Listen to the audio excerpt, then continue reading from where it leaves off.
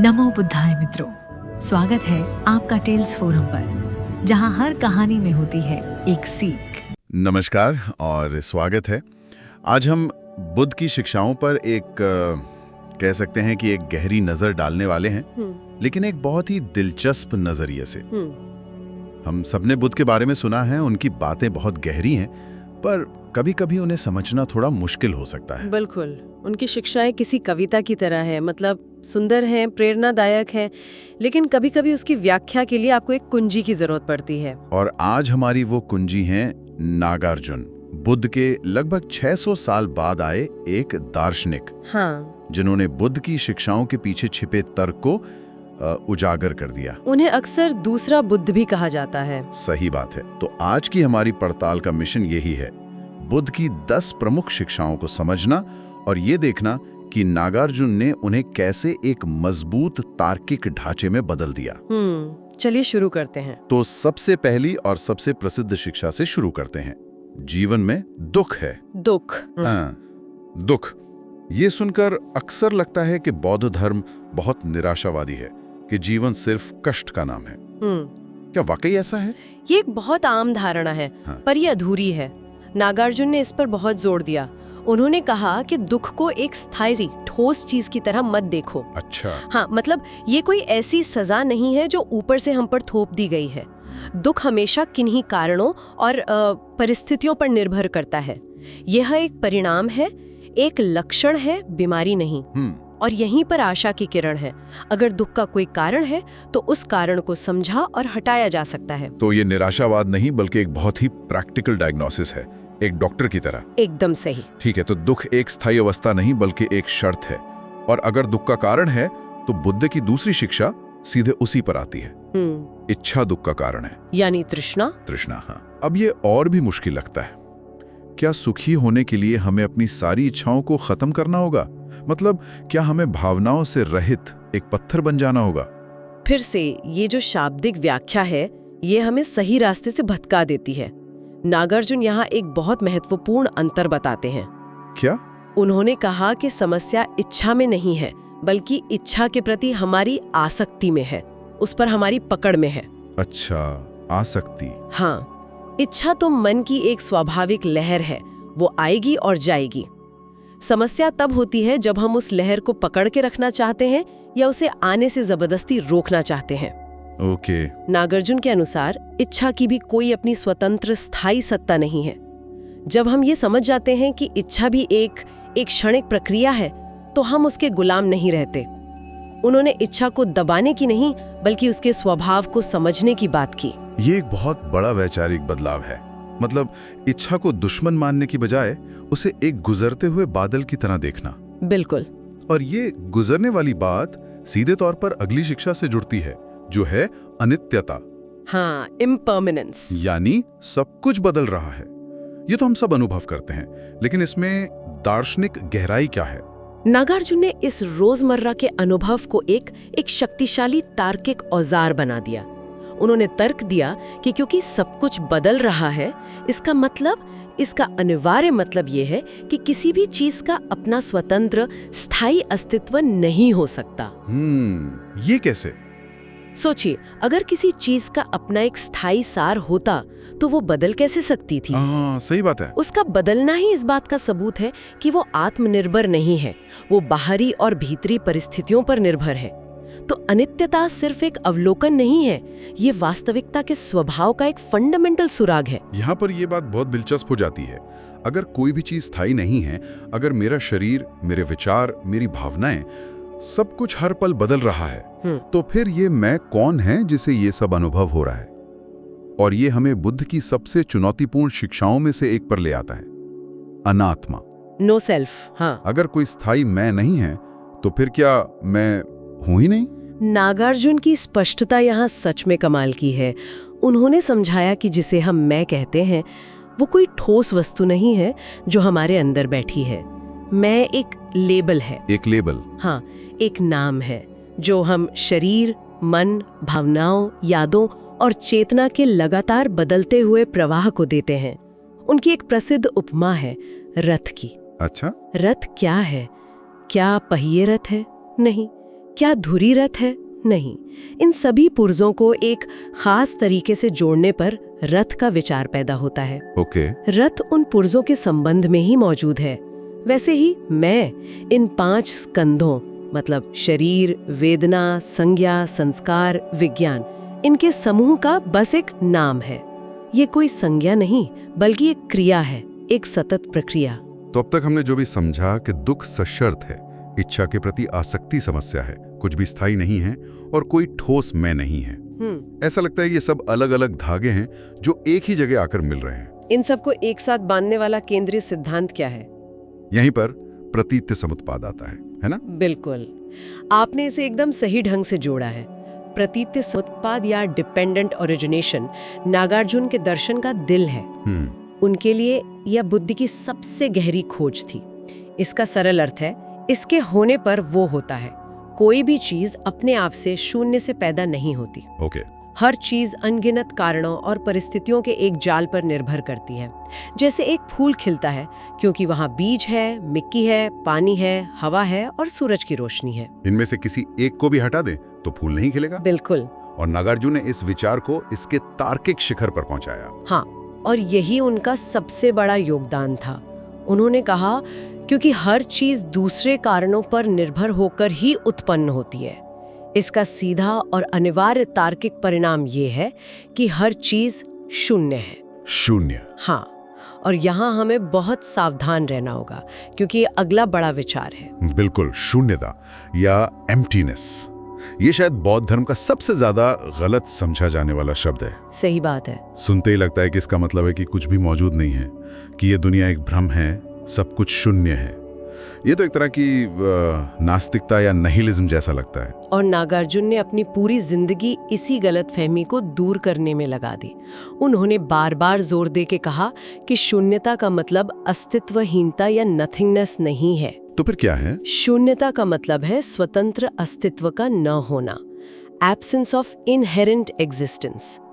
कोई भी चीज अपने आप में अपने दम पर मौजूद नहीं है, वो हमेशा दूसरी चीजों के संबंध में मौजूद है। इसे थोड़ा और सरल बना सकते हैं? कोई और उदाहरण? जरूर, इस बातचीत को ही ले लीजिए। क्या ये बातचीत मुझ में मौजूद है? नहीं। क्या ये आप में मौजूद है? नहीं।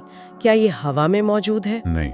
ये बातचीत हम दोनों, इस तकनीक, हिंदी भाषा और हमारे साझा विचारों के एक साथ आने के संबंध में ही पैदा हो रही है। इसका कोई अपना स्वतंत्र अस्तित्व नहीं है। अच्छा। ये स्वतंत्र अस्तित्व से शून्य है, लेकिन ये हो रही है। तो शून्यता दुनिया को नकारना नहीं, बल्कि उसकी गहरी परस्पर निर्भरता को स्वीकार करना है। ये अलगाव के भ्रम को तोड़ता है। तो ये अलगाव के भ्रम को तोड़ता है। ये विचार कि मैं बाकी सब चीजों से अलग हूं, इस समझ के सामने टिक नहीं सकता। और ये मुझे बुद्ध के एक और मूल सिद्धांत पर लाता है, मध्यम मार्ग। बुद्ध ने हमेशा 2 अतिवादों से बचने की सलाह दी। नागार्जुन ने इस मध्यम मार्ग को दर्शन पर कैसे लागू किया? उनके समय में दर्शन की दुनिया 2 खेमों में बटी थी। एक तरफ का अतिवाद था शाश्वतवाद या इटर्नलिज्म। क्या था ये? ये मानता था कि हर चीज का एक स्थायी अपरिवर्तनीय सार या आत्मा होती है। और दूसरी तरफ का अतिवाद था उच्छेदवाद या निहिलिज्म, जो मानता था कि कुछ भी वास्तव में मौजूद नहीं है और मृत्यु के साथ सब कुछ हमेशा के लिए खत्म हो जाता है। यानी कुछ हमेशा रहता है बनाम कुछ भी नहीं है। एकदम। नागार्जुन ने कहा कि ये दोनों ही दृष्टिकोण वास्तविकता को समझने में चूक जाते हैं। उनका मध्यम मार्ग इन दोनों के बीच था। कैसे? उन्होंने कहा, चीजें मौजूद हैं, इसलिए नास्तिकता गलत है, लेकिन वे स्थायी रूप से या स्वतंत्र रूप से मौजूद नहीं है, वे निर्भर रूप से मौजूद हैं, इसलिए शाश्वतवाद भी गलत है। यही शून्यता का असली अर्थ है, अस्तित्व और नास्तित्व के अतिवादों के बीच का रास्ता। ये तो बहुत ही संतुलित और सूक्ष्म दृष्टिकोण है, लेकिन ये एक व्यावहारिक सवाल खड़ा करता है। अगर परमार्थ सत्य ये है कि हर चीज शून्य है, तो हम अपनी रोजमर्रा की जिंदगी कैसे जिएं? क्या मुझे ये सोचना चाहिए कि ये मेज असल में मेज नहीं है? ये हमें 2 सत्य के सिद्धांत पर ले आता है। हाँ, ट्रूथ्स। ये विचार आकर्षक है, लेकिन व्यवहारिक रूप से थोड़ा उलझाने वाला भी है। ये एक बहुत ही जरूरी सवाल है और नागार्जुन के 2 सत्य का सिद्धांत इसका बहुत ही सुंदर समाधान देता है। उन्होंने कहा कि वास्तविकता के 2 स्तर हैं, या उसे समझने के दो तरीके हैं। ओके। पहला है सांवृत सत्य या कन्वेंशनल ट्रूथ। ये हमारे दैनिक जीवन का, व्यवहार का सच है। इस स्तर पर मेज एक मेज है, आप है, मैं हूँ।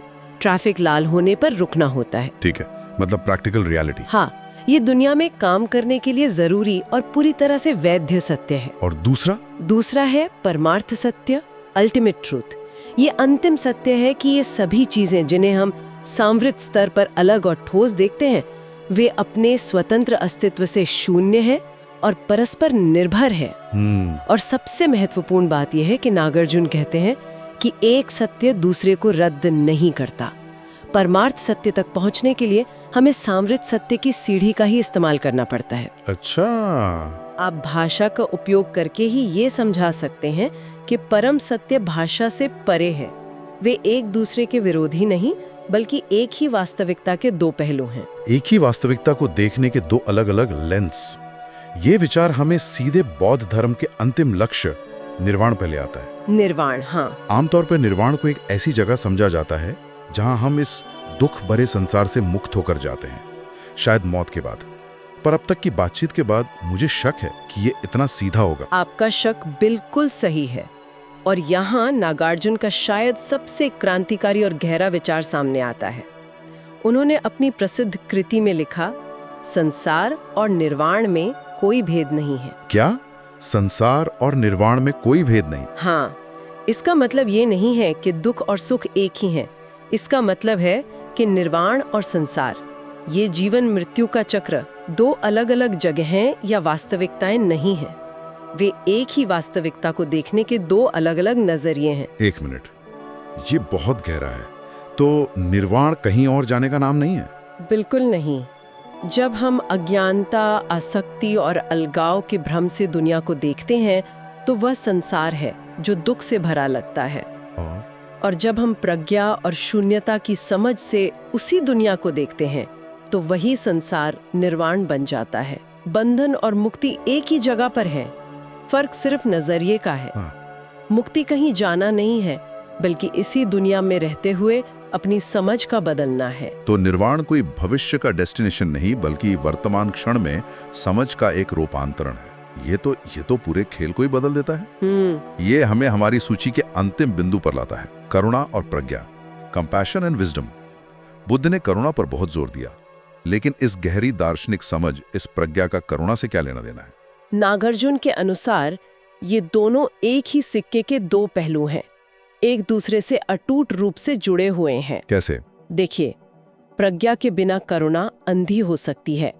हम दूसरों की मदद करना चाहते हैं, लेकिन सही समझ के बिना हम शायद और नुकसान कर दें। सही बात है। वहीं करुणा के बिना प्रज्ञा सिर्फ एक सूखा बौद्धिक व्यायाम बनकर रह जाती है। उसमें कोई जीवन नहीं होता। तो वे एक दूसरे को जन्म देते हैं। नागार्जुन का तर्क था कि जब कोई शून्यता के परमार्थ सत्य को सच में दिल से समझता है, जब उसे ये एहसास होता है कि मैं और दूसरा के बीच की दीवार वास्तव में एक भ्रम है, कि हम सब एक ही विशाल परस्पर निर्भर ताने बाने का हिस्सा हैं, तो इससे स्वाभाविक रूप से गहरी करुणा पैदा होती है।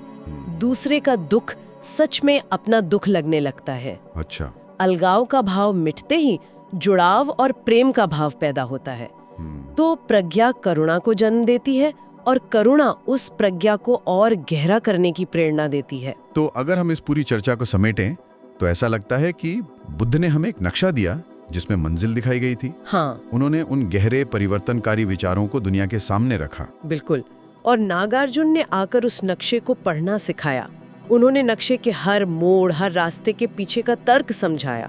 उन्होंने दिखाया कि बुद्ध की शिक्षाएं सिर्फ आस्था का विषय नहीं है, बल्कि वे कठोर तार्किक विश्लेषण पर भी खरी उतरती हैं।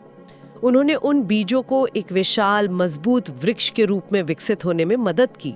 यही कारण है कि उन्हें दूसरा बुद्ध कहा जाना इतना सार्थक लगता है। एकदम। ये एक अविश्वसनीय यात्रा रही है, बुद्ध के दिल से नागार्जुन के दिमाग तक।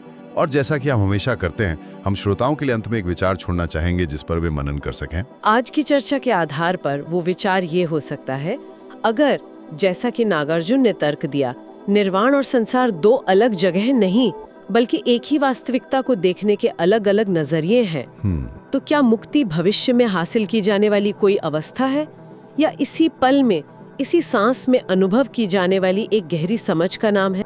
बुद्ध ने ज्ञान का जो बीज बोया, नागार्जुन ने अपने तर्क और प्रज्ञा से उसे समझ की रोशनी दी। उन्होंने हमें सिखाया कि सत्य केवल शब्दों में नहीं, बल्कि शून्यता के गहरे अनुभव में है। यही कारण है कि उन्हें इतिहास में दूसरा बुद्ध कहा जाता है। अगर आप बुद्ध और नागार्जुन के इस दार्शनिक सफर को और गहराई से जानना चाहते हैं तो इस वीडियो को जरूर देखें। वीडियो पसंद आया हो तो इस वीडियो को लाइक करें, अपने परिवार और दोस्तों के साथ इसे शेयर करें और ऐसी ही गहरी जानकारियों के लिए हमारे चैनल टेल्स फोरम को सब्सक्राइब करना ना भूलें। मिलते हैं अगले वीडियो में। स्वस्थ रहें, जागरूक रहें। नमो बुद्धाय।